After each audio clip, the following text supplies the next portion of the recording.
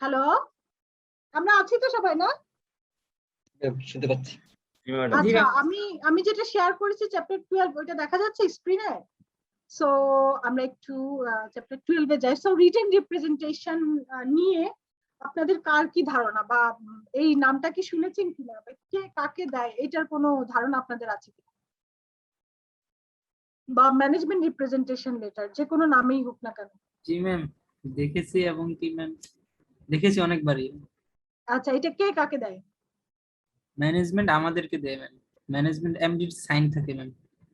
আচ্ছা, ঠিক আছে, ম্যানেজমেন্ট আমাদেরকে দেয়। সো এঙ্গেজমেন্ট লেটার হচ্ছে আমরা ম্যানেজমেন্টকে দেই, আর রিটেন রিপ্রেজেন্টেশন লেটার হচ্ছে ম্যানেজমেন্ট আমাদেরকে দেয়। আমরা ম্যানেজমেন্ট আমাদেরকে কখন দেয় এটা? ম্যাম যখন অ্যাকাউন্টস ফাইনাল হয়ে আমরা প্রিন্ট একদম সব ওকে করে ফেলি তখন। এই যে এই জায়গাটাই তো গভর্নমেন্ট করছে। আমি হ্যাঁ বলেন।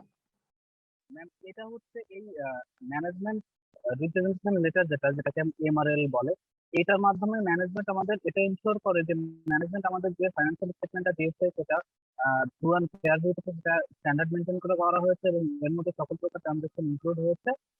কোনো মিস স্টেটমেন্ট ওদের জানা পক্ষে বা ওদের জ্ঞানবশত এটা মিস স্টেটমেন্ট হয়নি, এই ধরনের একটা লিখিত যে হ্যাঁ, ডকুমেন্টেশন আপনার আপনার কনসেপ্ট ঠিক আছে, তাহলে সেই অনুসারে এটা কখন কালেক্ট করা উচিত আমাদের?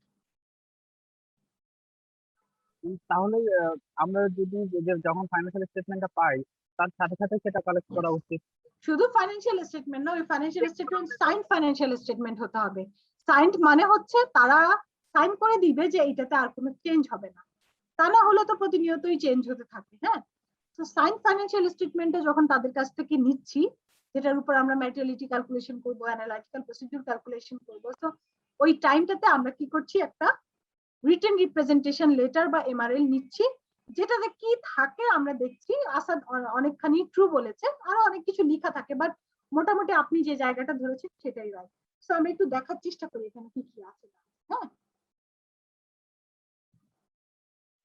ওকে, আমি আর এই চ্যাপ্টারটাও ছোট, অন্য আদার্স কথায় না গিয়ে সরাসরি এটা ডেমোটাতে চলে আসলাম। হ্যাঁ, তো যে রিটেন রিপ্রেজেন্টেশন লেটারটা দেখতে কেমন, আর একটু বলে রাখি, এটা হচ্ছে আমাদের আইএসএ স্ট্যান্ডার্ড, মানে অ্যাকাউন্টিং ইয়াতে অডিটিং স্ট্যান্ডার্ডে 580 তে এটার একটা ডেমো দেয়া আছে। সো আপনাদের কারো কাছে যদি ওই স্ট্যান্ডার্ডের বইটা থাকে, অডিটিং স্ট্যান্ডার্ড, ওখান থেকেও আপনারা এটার একটা ডেমো পেতে পারেন। ঠিক আছে, ওটাও দেখে নিন।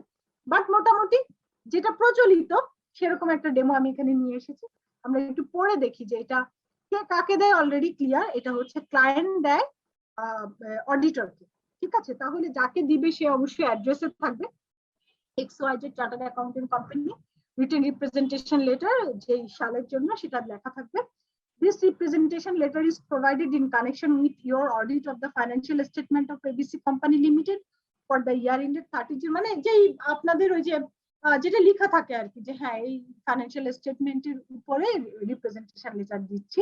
আর আর কি লেখা থাকছে এখানে, for the purpose of expressing an opinion, ওই যে এঙ্গেজমেন্ট লেটারের যে ইন্ট্রোডাকশনে যে কথাগুলো লেখা থাকে কিছুটা সিমিলার, ওরকম কথা লেখা থাকে।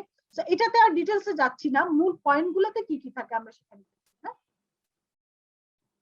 সো ফার্স্ট অফ অল হচ্ছে রিটেন রিপ্রেজেন্টেশন লেটারে ফাইন্যান্সিয়াল স্টেটমেন্ট রিলেটেড কথাবার্তা যেগুলো থাকে, প্রথমত হচ্ছে we have fulfilled our responsibilities as set out in the terms of the audit engagement letter।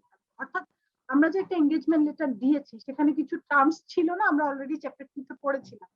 So তারা কি বলছে, ওই জিনিসটা তারা ফুলফিল করেছে বা রেসপন্সিবিলিটি তারা মিট আপ করেছে। এটা হচ্ছে তারা ফার্স্টে বলেছে for the presentation of the financial statement in accordance with IS, in particular the financial statement are fairly presented in accordance therewith।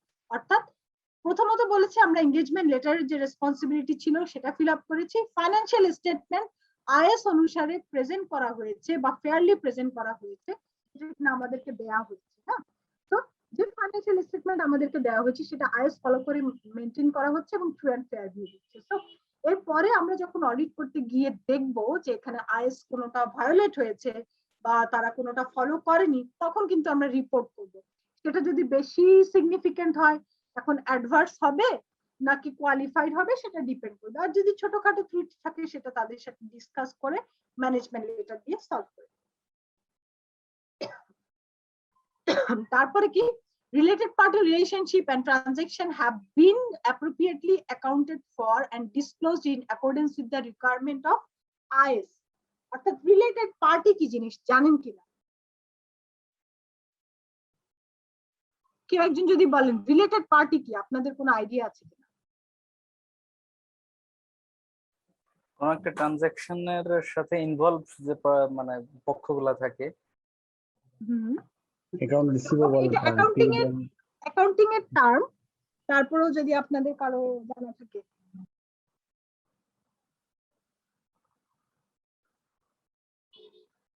হ্যাঁ একটু কারো কোনো ধারণা আছে কিনা রিলেটেড পার্টি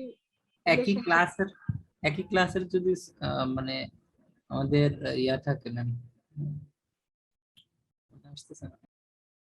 আচ্ছা আর দুই একজন একটু এটা একটু ইম্পর্টেন্ট একটু বোঝাতে দেখি বলার চেষ্টা করেন তারপর আমি বলে দিচ্ছি আপনাদের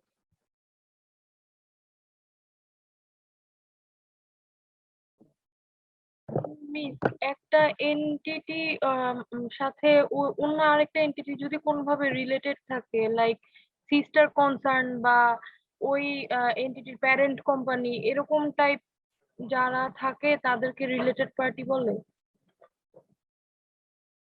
কিছুটা ঠিক আছে কি বলবো এটাকে আপনি ধরেন আমি একটা উদাহরণ দিয়েই একটু বোঝানোর চেষ্টা করি যে হচ্ছে আমার রিলেটেড পার্টি বলতে তাদেরকে মনে করেন আমার কোম্পানির চেয়ারম্যান বা অন্য আরেকটা কোম্পানির ডিরেক্টর হ্যাঁ বা আমার কোম্পানির ডিরেক্টর অন্য আরেকটা কোম্পানিরও ডিরেক্টরশিপ হোল্ড করছে মানে রিলেটেড সো আমি মনে করি টেক্সটাইল কোম্পানি আমি সুতা নিচ্ছি আরেকটা কোম্পানি থেকে যেখানে আমার কোম্পানির ডিরেক্টর ওখানে ডিরেক্টর অথবা চেয়ারম্যান অথবা এমডি বা কোনো একটা পজিশন হোল্ড করছে সো এখানে হয় কি ফেয়ার ভ্যালু ট্রানজাকশন আছে না যে ফেয়ার ভ্যালুতে হচ্ছে কিনা সেটার একটা মানে কি বলবো ফেয়ার ভ্যালুতে না হওয়ার একটা পসিবিলিটি থাকতে পারে যে ধরেন আমার ভাই এখানেরও ডিরেক্টর আরেকটা কোম্পানিরও ডিরেক্টর আমি এখানকার চেয়ারম্যান আমি কি ডিসিশন দিলাম যে এখানকার যে টেক্সটাইল কোম্পানি এটা সুতাটা আসবে ওই কোম্পানি থেকে সো মার্কেটে যদি মনে করেন যে 10 টাকা আমি তার কাছ থেকে 12 টাকা দিয়ে কিনলাম কারণ তার কোম্পানিটা উইক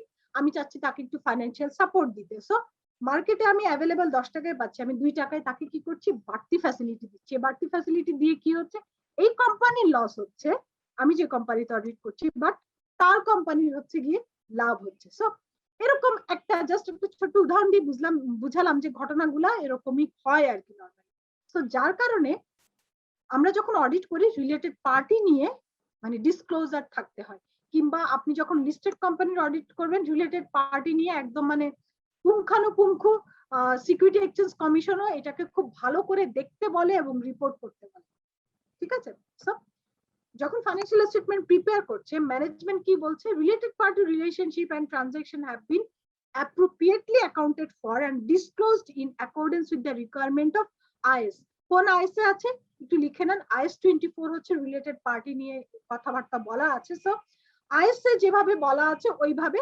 ডিসক্লোজ করা আছে বা ট্রিটমেন্টটা দেয়া আছে এটা সে স্বীকার করে নিল রিটেন রিপ্রেজেন্টেশন লেটার দিয়ে থার্ড হচ্ছে all events subsequent to the date of the financial statement for which IFRS requires adjustment or disclosure have been adjusted or disclosed কিছু ঘটনা থাকে এটাও লিখে নেন IS 10 subsequent events হ্যাঁ যদিও আমরা অডিট করছি বাট এখানে IS অনেকখানি লিংক আপ আছে IS 10 এ কি বলেছে যে তোমার যদিও ইয়ার এন্ড হচ্ছে 30 জুন যদি হয় বাট সাবসিকুয়েন্টলি কোনো ঘটনা ইমপ্যাক্ট ফেলবে বা কোনো ঘটনা ডিসক্লোজ করা দরকার কোনো ঘটনা অ্যাডজাস্ট করা দরকার তুমি এই ফাইন্যান্সিয়াল স্টেটমেন্টে সেটা ডিসক্লোজ করে দিবা অথবা অ্যাডজাস্ট করে দিবা আপনাদেরকে যখন আমি রিপোর্টিং পড়াচ্ছিলাম গোয়িং কনসার্ন থ্রেট নিয়ে বলেছিলাম যদি গোয়িং কনসার্নের কোনো পসিবিলিটি থাকে কোম্পানি কিন্তু সেটা ডিসক্লোজ করে দিতে পারে এটা কিন্তু আমার ফাইন্যান্সিয়ালি কোনো ইমপ্যাক্ট ফেলছে না বাট এটা কোম্পানি যদি ফেয়ার থাকে ট্রু এন্ড ফেয়ার থাকে তাহলে তারা এটাকে ডিসক্লোজ করে সো এটাই বলেছে কোম্পানি রিটেন রিপ্রেজেন্টেশন লেটারে বলে দিচ্ছে আমি যে কোম্পানিতে অডিট করছি তারা বলছে কি যে কোনো সাবসিকুয়েন্ট ঘটনা যেটা ডিসক্লোজ করা দরকার বা অ্যাডজাস্ট করা দরকার আমরা সেটা ডিসক্লোজ করেছি অথবা অ্যাডজাস্ট করেছি ঠিক আছে সো এর পরে যদি আপনারা অডিট করতে গিয়ে দেখেন এমন কোনো ঘটনা আছে যেটা ডিসক্লোজ করার দরকার ছিল করেনি তাহলে এই যে কথাটা লিখেছে এটা মিথ্যা লিখেছে সো আপনারা এটার বেসিস করেও কিন্তু রিপোর্ট করতে পারেন। ঠিক আছে, আমার পয়েন্টটা বুঝতে পারছেন যে রিটেন রিপ্রেজেন্টেশন লেটারটা কেন জরুরি? কারণ প্রত্যেকটা পয়েন্ট কোম্পানি বলছে আমরা এটা করেছি, আমরা এটা দিয়েছি, আমরা এভাবে করেছি, আমরা ওভাবে করেছি। আপনি এটা নেয়ার পর যখন অডিট শুরু করবেন এই কথাগুলো মিলিয়ে দেখবেন, যেখানে ডেভিয়েশন পাবেন সেটাই রিপোর্ট। ঠিক আছে, সো আপনার জন্য কিন্তু পয়েন্ট গুলো অনেক ক্লিয়ার হয়ে গেল যে আমি কি কি পয়েন্ট নিয়ে আসব। অনেক সময় এটা চিন্তা করতে হচ্ছে না। সো রিটেন রিপ্রেজেন্টেশন লেটারটা দেখে এই পয়েন্ট গুলো তারা বলেছে এইটাই চেক করে দেখলে দেখবেন কিছু ফাইন্ডিংস অটো বের হয়ে যাবে। ঠিক আছে, সো এজন্যই এটা আমাদের জন্য এতটা ইম্পর্টেন্ট। ওকে, 4 নম্বর পয়েন্ট কি লিখেছে?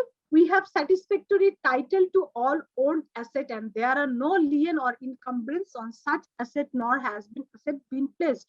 অর্থাৎ যা অ্যাসেট ফাইন্যান্সিয়াল স্টেটমেন্টে দেখানো আছে সবগুলো অ্যাসেট কোম্পানি ওন করে, মানে কোম্পানির টাইটেলে আছে। আমরা ওই যে ফাইন্যান্সিয়াল স্টেটমেন্ট অ্যাসারশনে পড়েছিলাম না, রাইট এন্ড অব্লিগেশন কোম্পানির নামে থাকতে হবে। অর্থাৎ কোম্পানির নামে যদি থাকে তাহলেই কোম্পানি ফাইন্যান্সিয়াল স্টেটমেন্টে দেখাবে, আদারওয়াইজ না। সো কোম্পানি স্বীকার করে নিচ্ছে যে যা অ্যাসেট সে দেখিয়েছে সব কিছুই কোম্পানির নামে আছে। সো আপনারা যখন অ্যাসেট অডিট করবেন তখন যদি কোনো কিছু দেখেন যে কোম্পানির নামে নেই, তখন তো তার এই কথার সাথে মিললো না, আপনারা সেটাকে ডেফিনেটলি মানে ম্যাটেরিয়াল একটা ইস্যু হিসেবে আপনারা নিয়ে আসতে পারবেন যে সে এক্ষেত্রে কি কোম্পানির যিনি মালিক তার নামে যদি স্থাবর সম্পত্তি থেকে থাকে সেটা কি কাউন্ট মানে হবে না? না না না না না না, একদম মানে স্পেসিফিক কোম্পানির নামে থাকতে হবে। আপনারা তো এন্টিটি কনসেপ্ট পড়েছেন না? এটা তো ইয়েস ম্যাম। অনার্স মাস্টার্সে পড়ার কথা। সো কোম্পানির মালিক কিন্তু আলাদা এন্টিটি, তাই না? এটা তো আমরা জি জি পড়েছি। জি ম্যাম। ওকে, সো তারপরের পয়েন্ট হচ্ছে there are no non-compliance with regulatory requirements that could have a material effect on the financial statement. বলছে কি কোম্পানি এমন কোন নন কমপ্লায়েন্স ইস্যু নাই, রেগুলেটরি রিকোয়ারমেন্টস নন কমপ্লায়েন্স নাই যেটা কিনা ফাইন্যান্সিয়াল স্টেটমেন্টে ম্যাটেরিয়ালি ইফেক্ট ফেলতে পারে। তার মানে সে সবকিছু রেগুলেটরি রিকোয়ারমেন্ট সবকিছু ফলো করেছে, কমপ্লাই করেছে। তারপর আপনি যখন মনে করেন এটা একটা ব্যাংক, হ্যাঁ, ব্যাংকের তাহলে তার জন্য রেগুলেটরি রিকোয়ারমেন্ট হচ্ছে বাংলাদেশ ব্যাংকের সমস্ত সার্কুলার, বিআরপিডি সার্কুলার সবকিছু। এখন আপনি ধরে ধরে অডিট করার টাইমে দেখবেন যে রেগুলেটরি রিকোয়ারমেন্ট সে ফিল আপ করেছে কিনা। যদি না করে সাথে সাথে রিপোর্ট, কারণ সে অলরেডি লিখেছে সে মেনে সবকিছু ফলো করেছে, কমপ্লাই করেছে। বাট আলটিমেটলি যদি ফলো না করে তাহলে সেটা আপনি ডেফিনেটলি রিপোর্ট করবেন। ওকে, তারপর কি আছে একটু যাই। Okay, financial statement disclose all the facts which we are aware that are relevant to the entity's ability to continue. অর্থাৎ কোম্পানি গোয়িং কনসার্ন কোনো থ্রেট নাই, যদি এমন কিছু থাকে তাহলে সেটা ডিসক্লোজ করেছে, বা অ্যাবিলিটি মানে সে যে 12 মাসের বেশি চলতে পারবে সেরকম অ্যাবিলিটি আছে সেটা সে ডিসক্লোজ করেছে। ওকে, তার মানে আপনি যদি এই জিনিসটা ডিসক্লোজ করার পরও আপনি যদি অডিট করতে গিয়ে দেখেন যে গোয়িং কনসার্ন থ্রেট আছে, এমন অবস্থা ফাইন্যান্সিয়াল কন্ডিশনের 12 মাস চলবে কিনা, তাহলে ডেফিনেটলি তার এই কথার সাথে মিলল না, সেটা আপনি রিপোর্ট করবেন। ওকে, তারপর হচ্ছে in preparing the financial statement management uses significant assumption and appropriate estimate which are reasonable and have been disclosed in the financial statement. So কি বলছে, এটা কিন্তু কোম্পানি বলছে যে ফাইন্যান্সিয়াল স্টেটমেন্ট প্রিপেয়ারের সময় আমরা এস্টিমেট ইউজ করেছি, অ্যাজাম্পশন ইউজ করেছি যেগুলো রিজনেবল ছিল এবং সেগুলো ডিসক্লোজ করেছি। সো আমরা একটু আগে কিন্তু চ্যাপ্টার 11 এ পড়ছিলাম যে এস্টিমেট যেটা করেছে সেটা রিজনেবল কিনা এটা অডিটরের কিন্তু দায়িত্ব দেখা। সো সে বলেছে যে যেটা এস্টিমেটেড ফিগার যা আছে, হতে পারে সেটা অ্যাকাউন্ট রিসিভেবল, হতে পারে যে মামলার ইস্যুতে প্রভিশন, সেটা রিজনেবল এবং সে সেটা ডিসক্লোজ করেছে। সো আমরা অডিট করতে গিয়ে দেখবো actually reasonable. We have no plan or intention that may materially affect the carrying value or classification of asset and liability. So তারা বলছে কি, আচ্ছা এটা বলেন অ্যাসেট লায়াবিলিটি কখন ক্লাসিফাই করা হয়? ক্লাসিফাই মানে হচ্ছে গিয়ে কি বলবো, মানে নন কারেন্ট অ্যাসেট বলতে কিছু থাকবে না, নন কারেন্ট লায়াবিলিটি বলতে কিছু থাকবে, সব কারেন্ট লায়াবিলিটি হয়ে যাবে, কারেন্ট অ্যাসেট থাকবে। এটা কখন করা হয়? কোনো আইডিয়া? না ম্যাম। ম্যাম লিকুইডেশনের সময় ম্যাডাম। যখন Yes, liquidation হবে। Fatima correct. Yes, ma'am. So তারা বলছে কি we have no plan or intention, আমাদের কোনো প্ল্যান বা ইন্টেনশন নাই যাতে করে ক্যারিং ভ্যালু অথবা ক্লাসিফিকেশন করতে হয় অ্যাসেট এবং লায়াবিলিটি। সো তারপরেও আমরা যদি অডিট করতে গিয়ে দেখি যে বোর্ডের কোনো ডিসিশন বা কিছু এরকম আভাস পাওয়া যাচ্ছে যে এটা লিকুইডিটেশন হয়ে যেতে পারে, সেটা কিন্তু আমরা রিপোর্ট করবো যে তোমরা তো বলেছো তোমাদের কোনো প্ল্যান নাই, বাট আমরা দেখতে পাচ্ছি বোর্ডে এটা নিয়ে কথাবার্তা হচ্ছে। ওই যে আমরা বোর্ড মাইনার্স গুলো যখন নিব কালেক্ট করব, সেখানে যদি এই ধরনের কোনো ইস্যু আমাদের নজরে আসে আমি সেটা নিয়ে কথা বলবো। ঠিক আছে, সো আমরা জানি যে যখন লিকুইডিটেশনে যায় তখন হচ্ছে নন কারেন্ট অ্যাসেট গুলোকে কারেন্ট অ্যাসেটে নিয়ে আসা হয়, নন কারেন্ট লায়াবিলিটি গুলোকে কারেন্ট লায়াবিলিটিতে নিয়ে আসা হয়, অ্যাসেট দিয়ে লায়াবিলিটি মিট আপ করা হয়, তাই না? ওকে, সো তারপরে হচ্ছে we have disclosed to you the result or our assessment of the tax that the financial statement may be materially misstated as a result of fraud. সে কি বলছে company যে আমাদের যদি কোনো ফ্রডের পসিবিলিটি থাকে বা ফ্রড হবে, এরকম ম্যাটেরিয়ালি মিসস্টেটেড হবে ফ্রডের কারণে ফাইন্যান্সিয়াল স্টেটমেন্ট, এরকম কিছু আমাদের নজরে আসলে আমরা অবশ্যই সেটা ডিসক্লোজ করেছি। সো তারপরেও যদি আপনি অডিট করতে গিয়ে দেখেন যে ফ্রডের পসিবিলিটি আছে অথচ সেটা ফাইন্যান্সিয়াল স্টেটমেন্টের কোথাও ডিসক্লোজ করা নাই, সাথে সাথে সেটাকে নিয়ে ম্যানেজমেন্টের নজরে নিয়ে আসবেন যে কোনো উপায়, সেটা ম্যানেজমেন্ট লেটার হতে পারে বা অন্য কোনো ভাবে। সো সে এটা ডিসক্লোজ করেছে বলেছে, বাট আপনারা চেক করবেন অ্যাকচুয়ালি এই ধরনের কোনো ইস্যু আছে কিনা। We have disclosed to you the identity, the entities, related parties, and all the related party relationship and transaction which are related party নিয়ে বারবার আসবে, কারণ রিলেটেড পার্টি খুবই ইম্পর্টেন্ট একটা ইস্যু। সো সে কি বলেছে, আমরা ডিসকাস করেছি রিলেটেড পার্টির যত রিলেশন আছে, যত ট্রানজাকশন আছে আমাদের জানা মতে সবকিছু আমরা ডিসক্লোজ করেছি। ওকে, there are no contingencies and events having occurred after the statement of financial position date that could have a material impact on the condition of asset and liability on the statement of financial position date and are of such importance that non-disclosure would prevent the user of financial statement. আচ্ছা, কি বলেছে এখানে যে এরকম কন্টিনজেন্সিস কোনো asset অথবা liability নাই তাদের যেটা কিনা ফাইন্যান্সিয়াল স্টেটমেন্টে ইম্প্যাক্ট ফেলতে পারে। এখন কন্টিনজেন্সিস অ্যাসেট সম্ভাব্য দায় অথবা সম্ভাব্য সম্পদ, বাংলায় বললাম যাতে করে আপনারা রিলেট করতে পারেন। কি কারো কোনো আইডিয়া আছে? এই প্রভিশন টাইপের ম্যাম, যেরকম বললেন যেটা মামলা চলতেছে ইন ফিউচারে, সেটা যদি আমি জিতে যাই। ইয়েস, এটা একটা হতে পারে। তারপর আরেকটু যদি ক্লিয়ারলি কারো জানা স্যার থাকে। ম্যাম এনবিআর এর কাছে মানে আমাদের যে ট্যাক্স এবং প্রভিশনটা আমরা করে রাখি, সে ট্যাক্স প্রভিশন। আচ্ছা, কন্টিনজেন্ট অ্যাসেট কি জিনিস? সম্ভাব্য সম্পদ,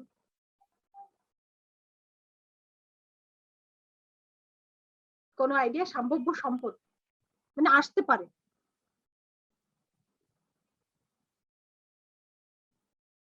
মনে করেন একটা জমি নিয়ে মামলা চলছে, হ্যাঁ, জমিটা আমার দখলে আসবে না যার সাথে মামলা করছি তার দখলে যাবে। সো মামলাটা আমরা ইস্যুতে আমি দেখলাম যে এটা হচ্ছে আমার পক্ষে আসার পসিবিলিটি বেশি। সো ফাইন্যান্সিয়াল স্টেটমেন্টে আপনারা এটাও লিখে রাখেন, সব অ্যাকাউন্টিং এর সাথে রিলেটেড IAS 37, এটা আপনারা প্রফেশনাল লেভেলে একটু ডিটেলস করতে পারবেন। আপনাদের এই অ্যাকাউন্টিং বইতেও বোধহয় আছে, তাই না? একটু কথাবার্তা। ইয়েস, সো প্রবাবল এবং পসিবল দুইটা ওয়ার্ড ইউজ করে, হ্যাঁ। সো লায়াবিলিটি হচ্ছে পসিবিলিটি হলেই তুমি লায়াবিলিটি রাখা শুরু করবা, যে তোমাকে দিতে হবে। এটা যদি কোনো আজ পাও তখন থেকেই তুমি প্রভিশন রাখা শুরু করবা, কারণ এটা কিন্তু তোমার প্রফিটের সাথে রিলেটেড। বাট কিছু যদি পাও সম্ভাবনার সাথে সাথে সেটাকে দেখায়ও না, যদি নিশ্চিত হও যে হ্যাঁ এটা আমার সম্পত্তি হবে তখন দেখাবো প্রবাবল আর পসিবল। সো আমি হচ্ছে গিয়ে দায়টা কখন দেখাবো যে হ্যাঁ আমাকে দিতে হবে, এটার আজ পাওয়ার সাথে সাথে আমি রাখা শুরু করব। বাট সম্পদ তখন দেখাবো যদি নিশ্চিত হই যে না আমি জিতেছি, এখন হচ্ছে আমি এটাকে মানে জাস্ট একটু কিছুটা ফর্মালিটি বাকি আছে, বাট সমস্ত রায়টাই সবকিছু ঘোষণা হয়ে গিয়েছে যে এটা আমার নাম, তখন শুধুমাত্র অ্যাসেট হিসেবে দেখাতে পারে। ঠিক আছে স্যার? কোম্পানি বলছে কি যে ফাইন্যান্সিয়াল পজিশনে কন্টিনজেন্সি যদি এরকম কিছু থেকে থাকে আমরা সেটাকে যেভাবে আইএস বলেছে সেভাবেই ট্রিটমেন্ট দিয়ে ডিসক্লোজার দিয়ে সেটাকে প্রেজেন্ট করেছি। ঠিক আছে? Any other matters the auditor May consider appropriate, আরো যদি কোনো ম্যাটার থাকে যে অডিটর মনে করছে অ্যাপ্রোপ্রিয়েট সেটাও আমরা ডিসকাস করার চেষ্টা করছি। সো এটা ছিল ফাইন্যান্সিয়াল স্টেটমেন্ট রিলেটেড যা যা দরকার ছিল এই ম্যানেজমেন্ট রিপ্রেজেন্টেশন অথবা রিটেন রিপ্রেজেন্টেশন লেটার যে নামেই বলা হোক না কেন এটা নিয়ে কথাবার্তা। তারপরেও আছে, এই লেটারটা এখানেই শেষ না, ইনফরমেশন প্রোভাইডেড, আরো কিছু ইনফরমেশন ম্যানেজমেন্ট প্রোভাইড করছে যেটা কিনা এনগেজমেন্ট লেটারেও আছে। এই কথাগুলো সেম দেখেন, we have provided you, management বলছে কি আমরা আপনাকে প্রোভাইড করছি access to all information of which you are aware that is relevant to the preparation of the financial statement such as records, documentation and other. অর্থাৎ তোমাকে সকল ইনফরমেশনে access দেওয়া হচ্ছে যেটা কিনা ফাইন্যান্সিয়াল স্টেটমেন্টের সাথে রিলেটেড, এটা রেকর্ড, ডকুমেন্টেশন বা আদার্স রিলেটেড ইস্যুতে যা যা দরকার আমরা সবকিছু ডিসক্লোজ করেছি।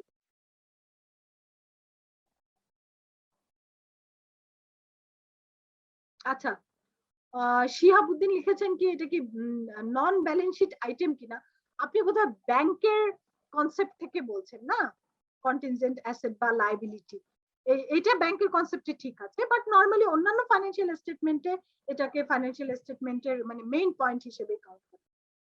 ঠিক আছে? ওকে, সো আমরা আবার আসি পয়েন্টে। access to all information of which we are aware, মানে আমাদেরকে সমস্ত জায়গায় অ্যাক্সেস দেওয়া হচ্ছে। additional information that you have requested from us for the purpose of the audit, অডিটের পারপাসে আমাদের যদি আরো এক্সট্রা কোনো ইনফরমেশন লাগে তারা সেটাও আমাদেরকে প্রোভাইড করবে। unrestricted access to person within the entity from whom you determine is necessary to obtain audit evidence, যদি অডিটর মনে করে যে অডিট এভিডেন্স কালেক্ট করার জন্য কারো কারো কাছে যেতে হবে আমাকে পার্সোনালি, সেখানেও তারা আনরেস্ট্রিক্টেড অ্যাক্সেস দিবে। আপনাকে একটু রিলেট করতে পারছেন, এনগেজমেন্ট লেটারে আমরা কিন্তু দেখিয়েছিলাম যে ম্যানেজমেন্টের রেসপন্সিবিলিটি হচ্ছে এটা, এটা মনে আছে কিনা? সো তারা রিটেন রিপ্রেজেন্টেশন লেটারে ওটাকেই স্বীকার করে নিচ্ছে যে হ্যাঁ আসলেই আমাদের রেসপন্সিবিলিটি এটা, আমরা আপনাদেরকে এই সুবিধাগুলো দিব। All transactions that have been recorded in the accounting records and accounting software are reflected in the financial statement, অর্থাৎ বলছে কি সফটওয়্যারে যা আছে ফাইন্যান্সিয়াল স্টেটমেন্টে তাই রিফ্লেক্ট করছে। অর্থাৎ আমরা কোনো মানে সফটওয়্যারে একটা ফাইন্যান্সিয়াল স্টেটমেন্টে একটা এরকম, ঠিক আছে? সো যা আপনার সফটওয়্যারে দেখাচ্ছে সেটাই ফাইন্যান্সিয়াল স্টেটমেন্টে এসেছে। We have disclosed to you the result or our assessment of the tasks that the financial statement may be materially misassessed as a result of fraud, অর্থাৎ ম্যাটেরিয়ালি মিসস্টেড হতে পারে ফ্রডের কারণে, এরকম কোনো কিছু থাকলে সেটা আমরা আপনাদের কাছে ডিসক্লোজ করব এবং হচ্ছে গিয়ে ডিসক্লোজ করেছি, এবং সেই রিলেটেড যদি কোনো ইনফরমেশন আপনাদের লাগে সেটাও আমরা প্রোভাইড করব। ঠিক আছে? তো আর কি বলছে একটু দেখি।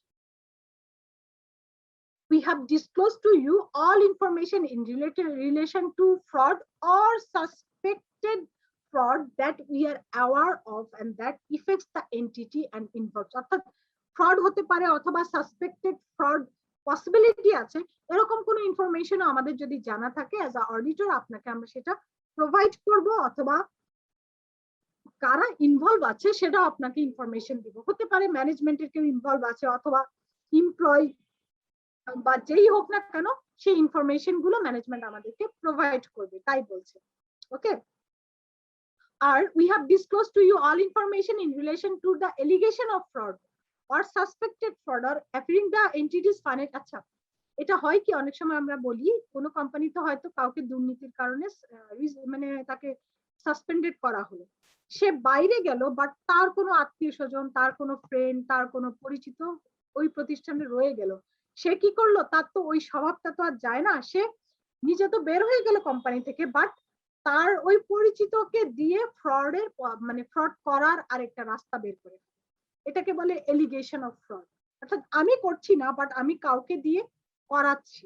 হ্যাঁ, সো কোম্পানি বলছে কি যে ফ্রডের পসিবিলিটি থাকলে বা সাসপেক্টেড ফ্রড থাকলে সেগুলো তো বলছি আপনাকে, বাট এলিগেশন অফ ফ্রড যদি থেকে থাকে, যদি কোনো ফর্মার এমপ্লয়ি এটা করে থাকে বা ভিতরে কোনো এমপ্লয়িও করে থাকে বা অ্যানালিস্ট, রেগুলেটর বা আদার্স যে কেউ ইনভলভ থাকুক না কেন, আমরা সেই ইনফরমেশন গুলো আপনাকে ডিসক্লোজ করব এবং আপনাকে সমস্ত রকম ইনফরমেশন আমরা দিয়ে দেব।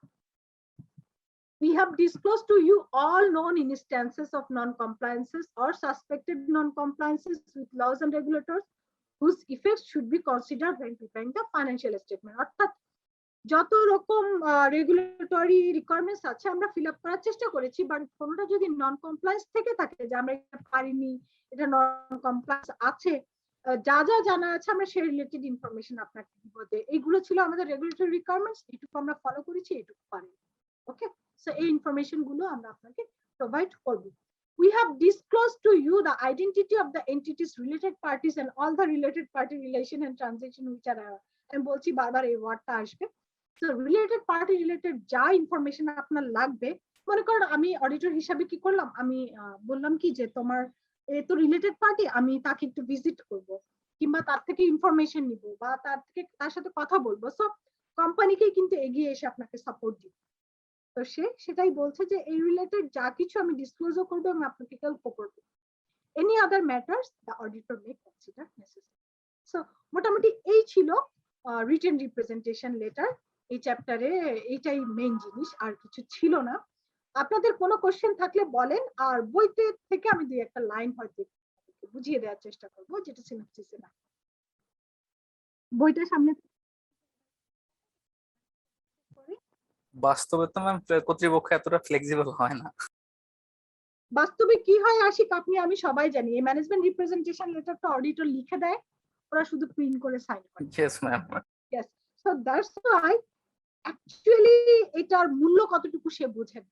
সে যদি পরে এটা সাইন করতো, সে এইসব কোনো শর্তেই রাজি হতো না। হ্যাঁ, ওরা বোঝে না, হ্যাঁ এটা লাগবে আপনাদের, তাহলে আপনারা লিখে দেন কি লিখা দরকার, বাট তারাই যে তাদের জালে ফেসে যাচ্ছে এটা তারা বুঝে না। বুঝতে পারছেন? Yes ma'am. আমরা অডিটর হিসাবে এই সুযোগটা কাজে লাগাতে পারি।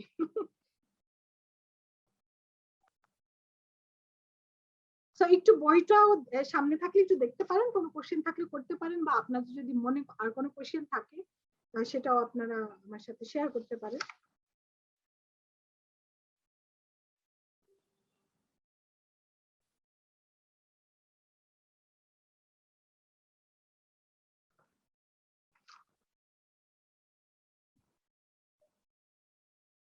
আচ্ছা, দেখি এতক্ষণ যেহেতু পড়ালাম 192 তে একটা ইন্টারেক্টিভ কোশ্চেন আছে, এটা একটু দেখি অ্যানসার করেন তো।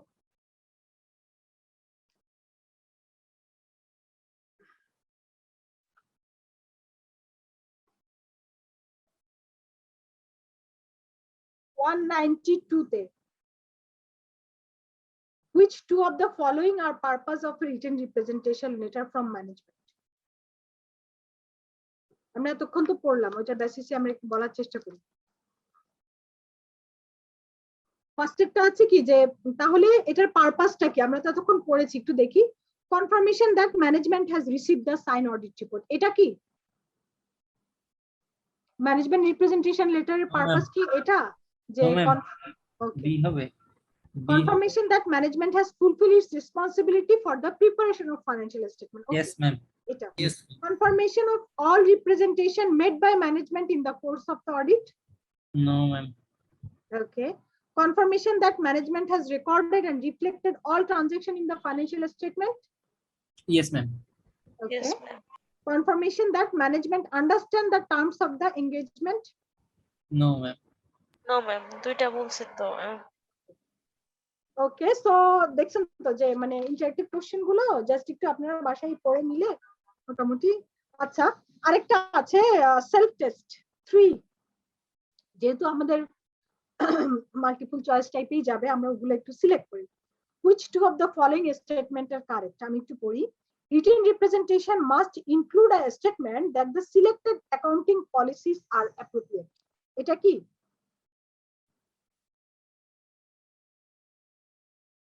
আমি আবারও বলছি, which two of the following statement are correct? Written representation must include a statement that the selected accounting policies are appropriate. এটা কি না? এটা হওয়া উচিত ম্যাম। হ্যাঁ আশিক, আমার মতে তো এটা হওয়া উচিত। হওয়া উচিত। আচ্ছা, তারপরে হচ্ছে আরেকটা হচ্ছে written representation should be corroborated with other source of evidence.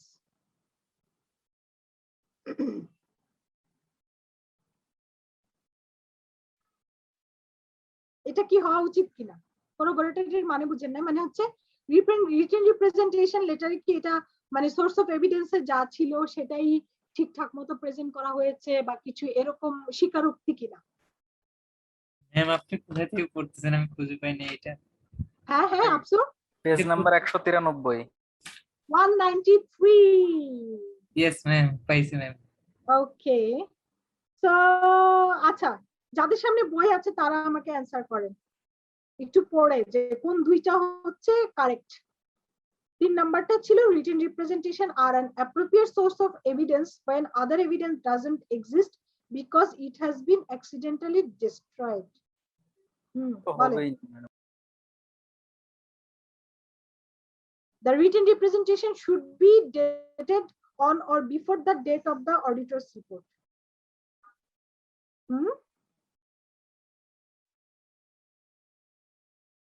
কোনটা কোনটা কারেক্ট?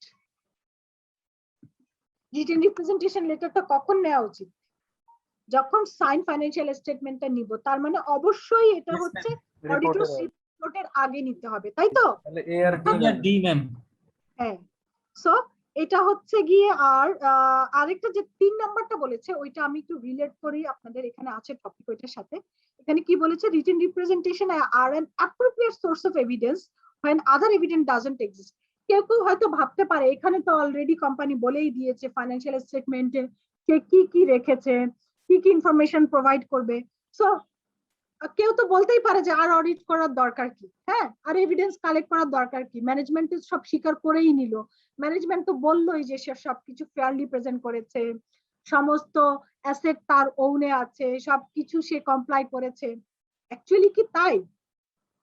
ফ্রড হতে পারে। একটা রিজন বললাম যে আসলে জিনিসটা আমরা প্রিপেয়ার করে দিই তো তারা পড়েও দেখে না, ধরলাম তারাই প্রিপেয়ার করে, বাট তারপরেও অডিটরের অডিট করে দেখা উচিত যে অ্যাকচুয়ালি যেটা লেখা হয়েছে সেইভাবে তারা ঠিকঠাক মতো কাজ করেছে কিনা। সো আমরা এটা কালেক্ট করি বা না করি আমাদেরকে কিন্তু অডিট প্রসিডিউর ঠিকই পালন করতে হবে। সো এটা একটা ইম্পর্টেন্ট অডিট এভিডেন্স, বাট একমাত্র অডিট এভিডেন্স না। আমি আবারও বলি, WRL বা রিটেন রিপ্রেজেন্টেশন লেটার হচ্ছে একটা ইম্পর্টেন্ট অডিট এভিডেন্স যেটা আপনাকে ফাইলে থাকতেই হবে, কারণ অলরেডি কিন্তু বুঝতেছেন এটা গুরুত্ব, যে এটা না থাকলে এই যে দেখেন সে যেগুলো স্বীকার করে নিল বা সে কি কি প্রোভাইড করবে আপনাকে বলেছে, আপনি তাহলে কি হয় পরবর্তীতে যখন অডিটটা ফুল ফেজে শুরু করবেন, কোনো ধরনের যদি কোলাবোরেশন করতে অসুবিধা হয়, কোনো কিছুকে প্রোভাইড করতে আপনাদেরকে স্বীকারোক্তি না করে বা কোনো কিছু যদি আপনি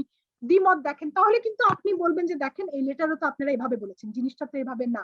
ঠিক আছে স্যার, আমি এটা আমার সেফগার্ড হিসেবে কাজ করবে, যার কারণে আমি এই রিটেন রিপ্রেজেন্টেশন লেটারটা অবশ্যই কালেক্ট করবো as a important audit evidence, but এটা একমাত্র অডিট এভিডেন্স না। ঠিক আছে, কথা বোঝা গেল? জি ম্যাম। Yes ma'am. জি ম্যাম। ওকে, এটা আপনাদের লেখা দেখি ওই যে 1.2 তে পেজ নাম্বার 190 তে উপরের দিকে একটু দেখেন,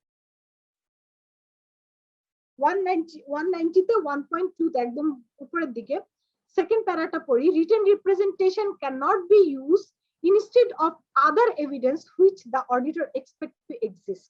সো অন্যগুলো সাবস্টিটিউট হিসেবে এটা ইউজ হবে না, এটা হচ্ছে একটা ইম্পর্টেন্ট এভিডেন্স যেরকম অন্যান্য এভিডেন্স গুলাও, বাট সব এভিডেন্সের মধ্যে এটা সবচেয়ে বেশি ইম্পর্টেন্ট কারণ এটাতে সে অনেক কিছু স্বীকার করে নিয়েছে।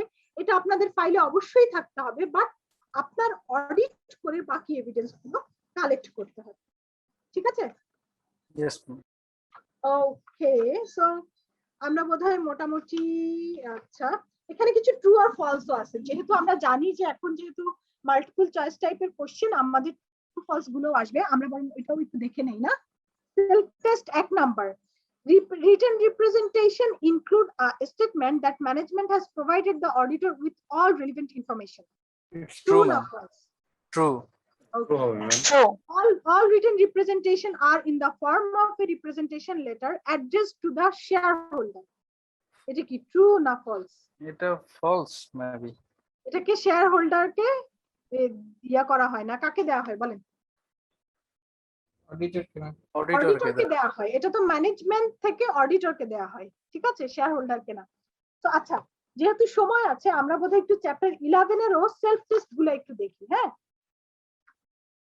চ্যাপ্টার 11 এর সেলফ টেস্ট দেখি কি আছে।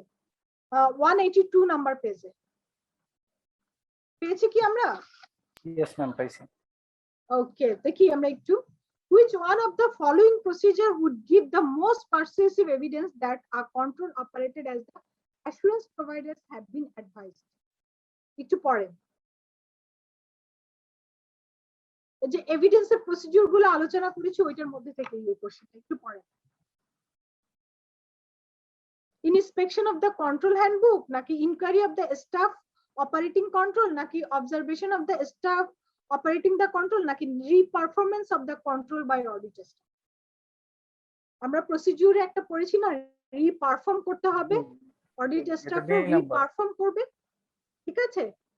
সো ইনস্পেকশন, ইনকোয়ারি, অবজারভেশনের কথা বলা ছিল, বাট এরকম কথায় না যে ইনস্পেকশন করবা কন্ট্রোল হ্যান্ডবুক বা ইনকোয়ারি করবা স্টাফ অপারেটিং দ্য কন্ট্রোল, এগুলো না, ঠিক আছে। আমরা তো একটু কথা মনে আছে, আমরা চ্যাপ্টার 11 এ যে ইনস্পেকশন করতে বলেছিলাম ট্যানজিবল অ্যাসেট গুলা, ইনকোয়ারি করতে বলেছিলাম তাদের প্রসেস বা তারা কিভাবে কি কাজ করে, অবজার্ভ করতে বলেছিলাম তাদের সমস্ত কিছু তারা ঠিক মতো মেনটেন করছে কিনা, আর রিপারফর্ম করতে বলেছিলাম যে কন্ট্রোলটা ঠিক আছে কিনা, তাই না?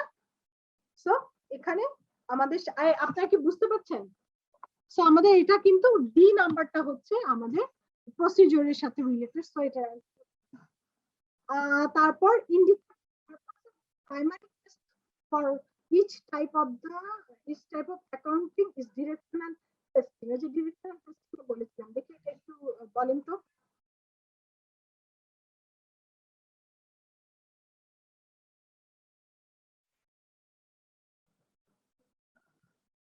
একটু পড়েন, পড়ে একটু অ্যানসার করেন, আমরা দেখি ইয়াগুলা সেলফ টেস্ট গুলো সলভ করে ফেলি।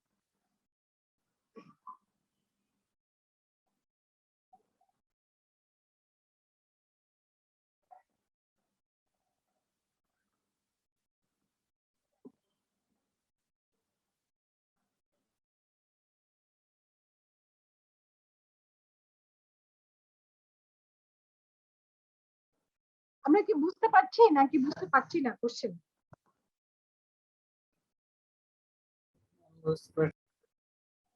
ম্যাম বুঝতে পারছি। মমিনা বুঝতে পেরেছেন নাকি পারেননি? জি ম্যাম বুঝতে পেরেছি। আচ্ছা, তাহলে কি হবে, অ্যাসেটের জন্য কি হবে?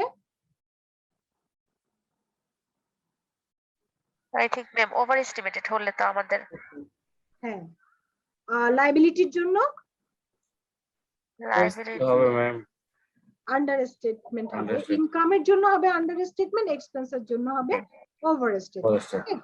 আচ্ছা, 3 নাম্বার দেখি, identify the significant relationship in the list of the items below. Identify the significant relationship in the list of the items below.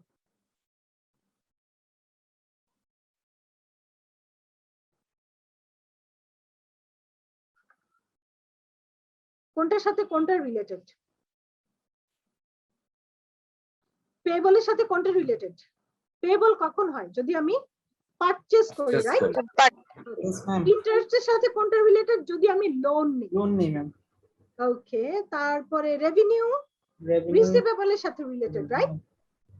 Receivable এর সাথেই তো রেভিনিউ রিলেটেড, যে আমি সেল করব তারপরেই তো আমার রিসিভেবল হবে, কিছু ক্যাশে কালেক্ট করব।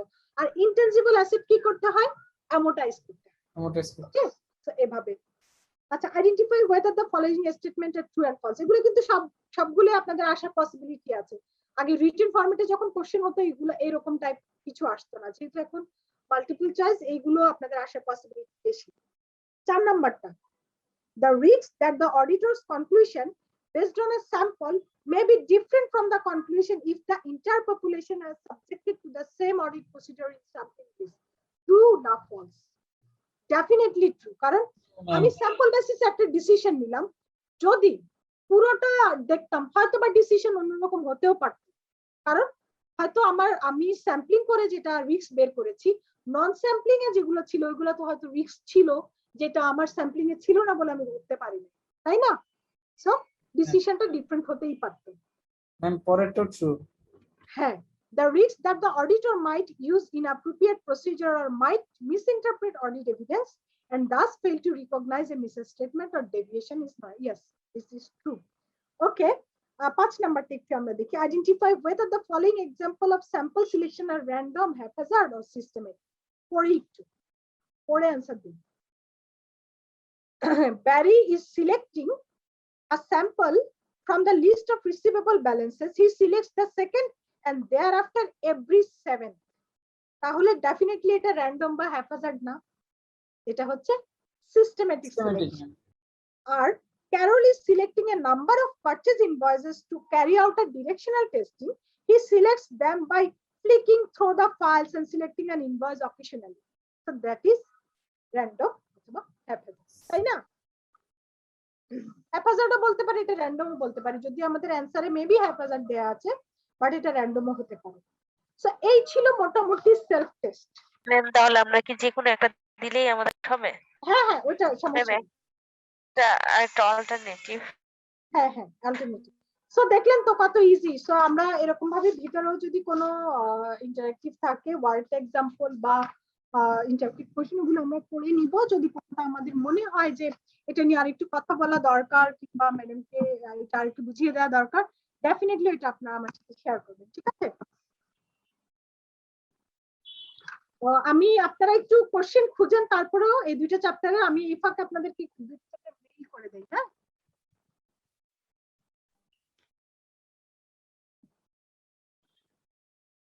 যেটাতে ইউআরএল পাঠিয়েছে আমি ওই মেলেরই রেসপন্সে আপনাদেরকে। ম্যাম ইন্টারেক্টিভ কোশ্চেন টু যদি একটু বুঝাইতেন। কোন চ্যাপ্টারের? হ্যাঁ এই চ্যাপ্টারে ম্যাম। 11? জি ম্যাম 11। আচ্ছা দাঁড়ান, আমি একটু এগুলা একটু আপনাদেরকে দিয়ে নিই।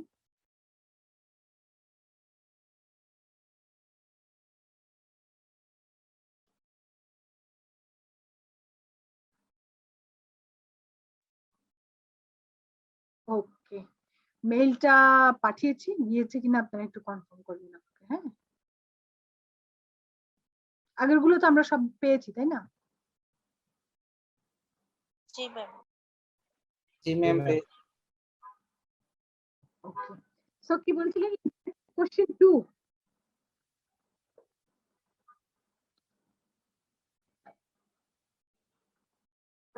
আরেকবার রিপিট করবেন। আসছে ম্যাম। আচ্ছা, জি ম্যাম। এটা ইন্টারেক্টিভ কোশ্চেন 2। আচ্ছা আমি একটু পড়ি। হ্যাঁ, কত নাম্বার পেজে আছে এটা? 177।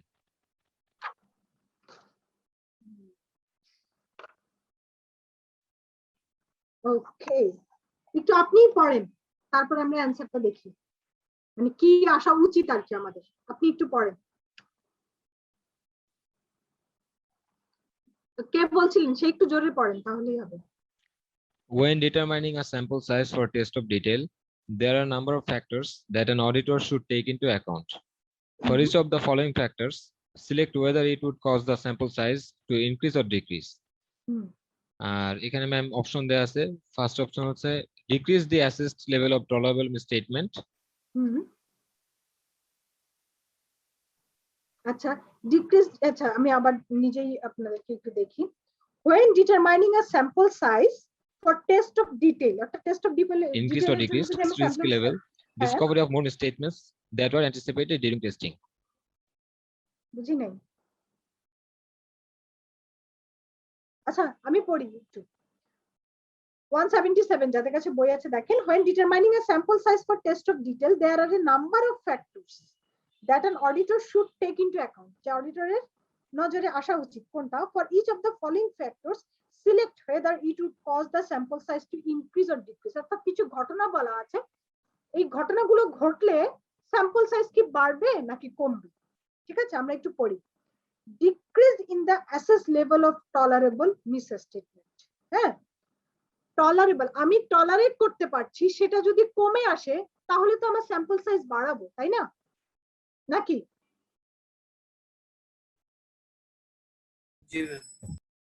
বুঝতে পেরেছেন কিনা যারা আছে? আমি যদি যদি টলারেট করতে পারি বেশি, মানে আমার কন্ট্রোল সিস্টেম দেখে মনে হয়েছে না এখানে টলারেবল, এগুলো কোনো ব্যাপার না। সো টলারেবল এর মাত্রাটা যদি বাড়ে স্যাম্পল সাইজ কমবে, টলারেবল এর মাত্রা যদি কমে স্যাম্পল সাইজ বাড়বে। Okay, clear? Increase SS risk level, মানে যদি রিস্ক লেভেলটা বাড়ে তাহলে কি স্যাম্পল সাইজ বাড়বে না? জি ম্যাম বাড়বে। বাড়বে। Discovery of more misstatement than were anticipated during testing, আমার মানে মিসস্টেটমেন্ট আরো বের হচ্ছে যদি ওই যে ওইটা এটার সাথে রিলেটেড পারফরম্যান্স ম্যাটেরিয়ালিটি, যে আমি ম্যাটেরিয়ালিটি লেভেলে ছিল, আমি দেখলাম ওখানে মিসস্টেটমেন্ট অনেক, তার মানে আমি আরেকটু নিচে নেমে এসে স্যাম্পল সাইজ বাড়িয়ে আরো মিসস্টেটমেন্ট দেখার চেষ্টা করেছিলাম, যেটাকে আমরা পারফরম্যান্স ম্যাটেরিয়ালিটি বলেছি। সো সেখানে তো স্যাম্পল সাইজ বেড়েছে, রাইট? বেড়েছে কিনা? জি ম্যাম বেড়েছে এখানে। ওকে, সো এভরি কেসেসে আমরা দেখতে পাচ্ছি এখানে ইনক্রিজ হয়েছে। কারো বুঝতে অসুবিধা হয়েছে কিনা আমাকে আরেকবার বলবেন, আর বিশেষ করে যিনি কোশ্চেন করেছিলেন আর কি, তার কোনো অসুবিধা হয়েছে কিনা বুঝতে? না ম্যাম বুঝতে পেরেছি। ওকে, সো একটু ইন্টারেক্টিভ কোশ্চেন 4 এ যান, কি বলে দেখেন। which two of the page হচ্ছে 180 পেয়েছেন?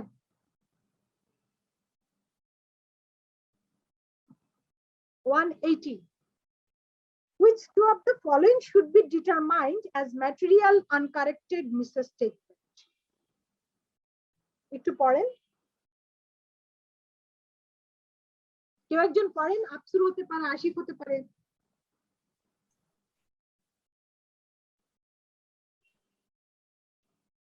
কোন দুইটা হচ্ছে two of the following should be determined as material uncorrected misstatement?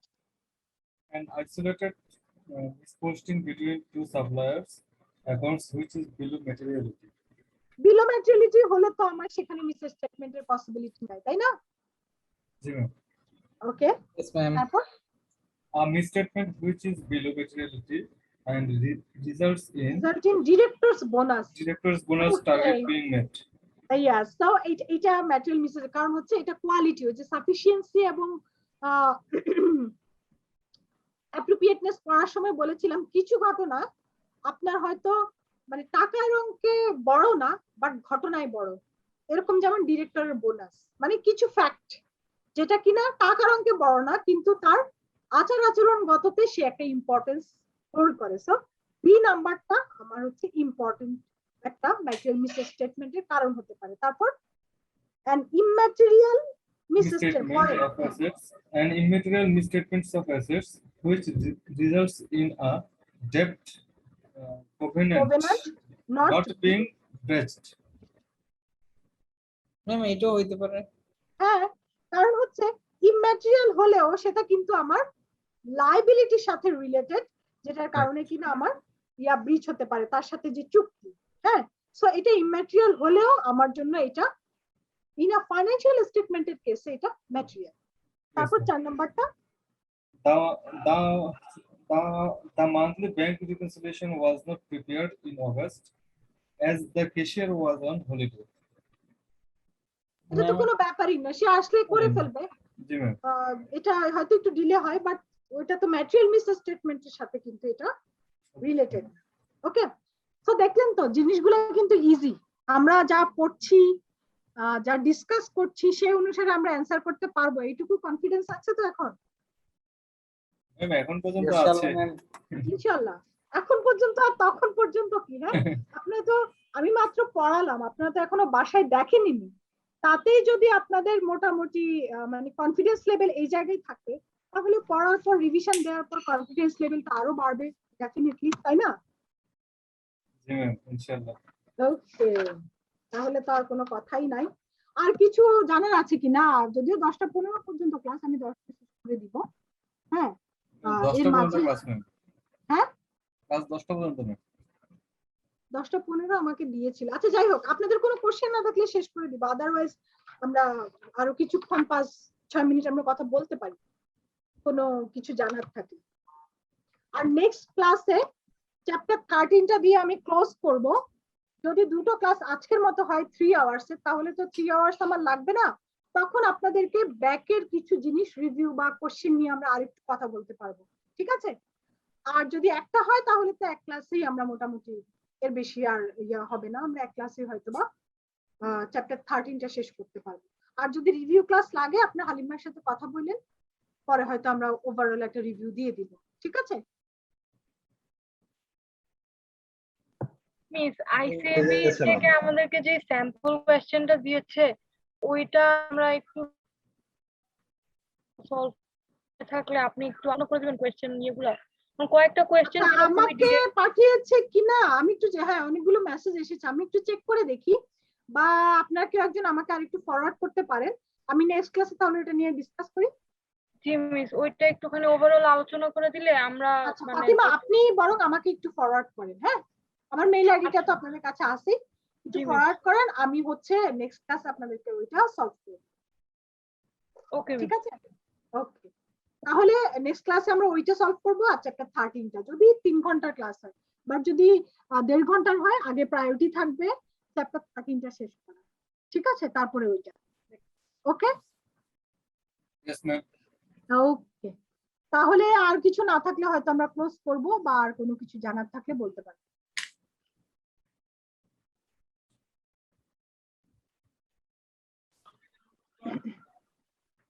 Didarul কেমন আছেন? রাস্তা থেকে বাসায় ব্যাক করেছেন নাকি? ম্যাম, দিদারুল, হ্যাঁ যদি আপনার ডিগ্রি অফ অ্যাসেসড রিস্ক এই বিষয়টা একটু ক্লিয়ার করতে হবে। রিয়াদ কি বলছি, কোনটা? দা ডিগ্রি অফ অ্যাসেসড রিস্ক মানে আপনার কোন পর্যন্ত রিস্ক নিতে পারবে? ও ডিগ্রি অফ অ্যাসেস, এটা তো ডিপেন্ড করছে হচ্ছে কি আপনারা যে অ্যানালাইটিক্যাল প্রসিডিউরটা করবেন, ম্যাটেরিয়ালিটিটা করবেন, আপনি স্যাম্পলিং সিলেক্ট করে বা ডেভিয়েশনের মাধ্যমে আপনি হচ্ছে রিস্কটাকে অ্যাসেস করবেন যে কোথায় কোথায় রিস্ক থাকতে পারে, আমি সেই জায়গাগুলো, এর বাইরে তো আপনাকে আর যেতে বলেনি। আর এর বেশি যদি রিস্ক অ্যানালাইসিস করতে চান তো পুরোটাই দেখা হয়ে যায়। আপনাকে তো একটা স্যাম্পলিং এর একটা টেকনিক বের করতে হবে রিস্ক কিভাবে আইডেন্টিফাই করবো। সো সেটা হতে পারে ম্যাটেরিয়ালিটি দিয়ে, সেটা হতে পারে অ্যানালাইটিক্যাল প্রসিডিউর দিয়ে, বা দুটোই আমরা করলাম, করে রিস্ক আইডেন্টিফাই করার চেষ্টা করলাম, অ্যাসেস করার চেষ্টা করলাম, সলভ করার চেষ্টা করলাম। ওকে রিয়া? জি ma'am, thank you ma'am. Okay, so তারপরেও জায়গা তো ওপেন থাকলোই। নেক্সট ক্লাসে প্রথম দিকে আমরা আবারও সময় দিব, যদি কোনো কোশ্চেন থাকে সেখানে কোশ্চেন করেন, আর যদি কোশ্চেন না থাকে আজকের মতো তাহলে আমি ক্লোজ করবো। জি ম্যাম, আসসালামু আলাইকুম। ওকে, তাহলে থ্যাংক ইউ এভরিওয়ান, ইনশাআল্লাহ দেখা হবে নেক্সট ওয়েলকাম ম্যাম। ক্লাসে। আসসালামু আলাইকুম ম্যাম। ওকে, হ্যাঁ আল্লাহ হাফেজ। আল্লাহ হাফেজ। আসসালামু আলাইকুম আপু।